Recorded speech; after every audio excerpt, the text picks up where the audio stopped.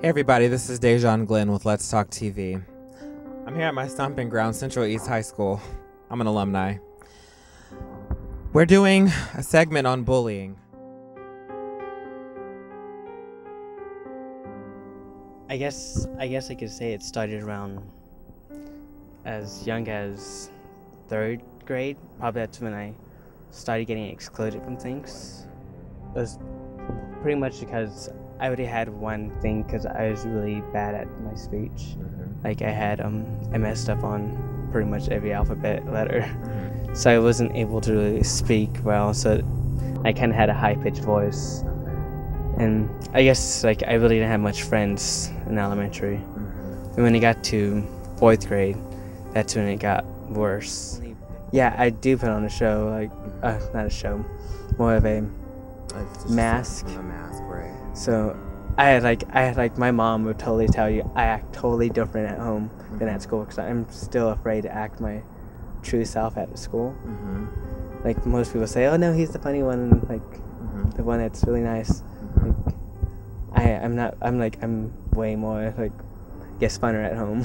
Right, because you feel more comfortable because it's around people that you love and you're surrounded by that. How does that make you feel when you you feel like you have to put a mask on? How does that make you feel? It makes me feel honestly, I don't know, it makes me feel like one day I won't have to put on the mask, Oh, okay. So it kind of reminds me once I'm done with high school, I'm gonna be able to be myself. Just another year, Steven, that's all you need to do. So wait one more year, then you could be who you want to be.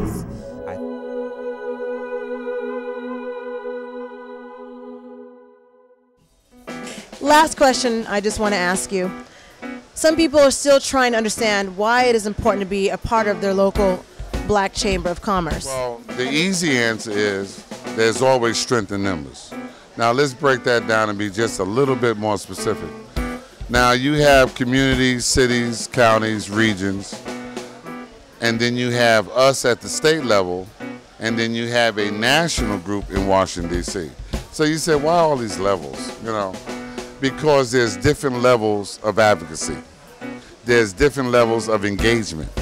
And we cannot engage the issues of Fresno, California on a consistent and constant basis. But you can. So we must empower you so that you can engage the issues right there where they occur in Fresno.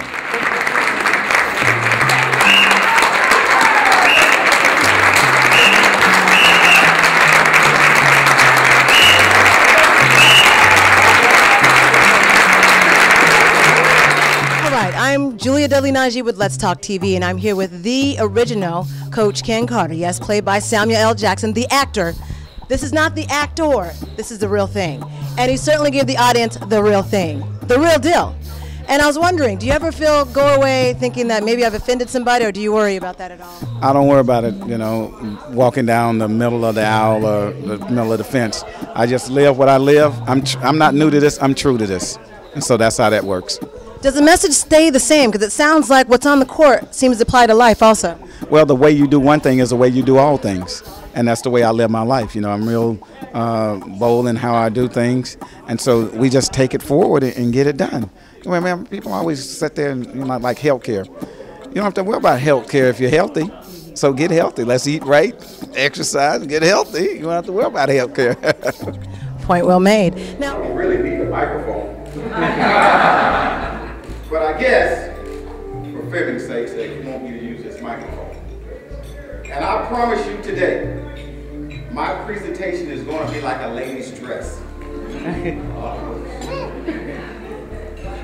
It's going to be long enough to cover all the basics. But it's going to be short enough to keep your interest. And let me tell you a secret about young people. They will lie to you. I didn't know that. I said, young man, how's your grades? And they said, Coach, I have A's and B's. Translation, when I check, you have C's and D's. Young man, how is your grades? Coach, I have B's and C's.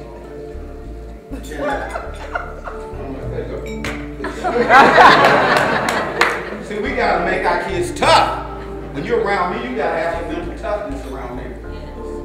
I paid a lot of money into Social Security. I'm trying to get my money back.